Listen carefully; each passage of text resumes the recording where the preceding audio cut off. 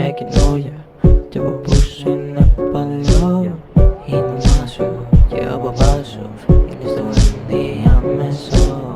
Ο Ρονάλντο και ο Μέση, ένας από τους δύο σίγουρα θα πέσει. Απ' τη κοιλιά σου, απ' τη κοιλιά σου, σίγουρα ένας από τους δύο δεν θα πέσει.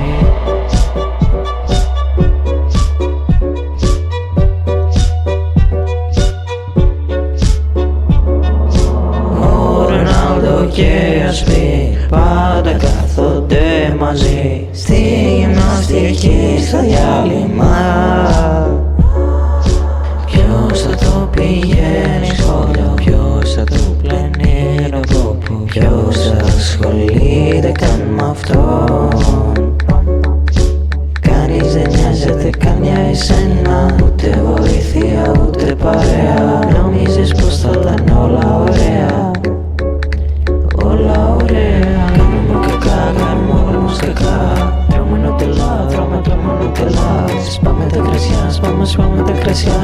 Μ' αρέσει να κλάψε, δεν είσαι ούτε καν καλά. Οκ, σαν είναι κοντρό, κάθε μέρα το λέω αυτό. Όμως δεν μ' ακούει ο γιατρός και με βάζει λίγο τρό. Το μωρό σου είναι καινούρια και ο παππούς είναι παλιό.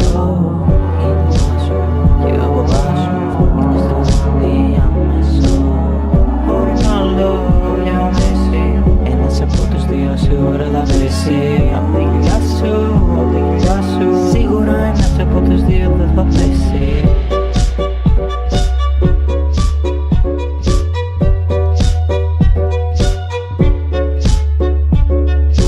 Πέρασε από το σπίτι, δώσα ένα φυλάκι. Άρχισε να κλαίει και το αγόρασε ένα ice cream. Πήγε στο PC του και άρχισε να κάνει live stream. Έγινε full toxic, πίστευε πως ήταν extreme. Extreme, μια φουλή.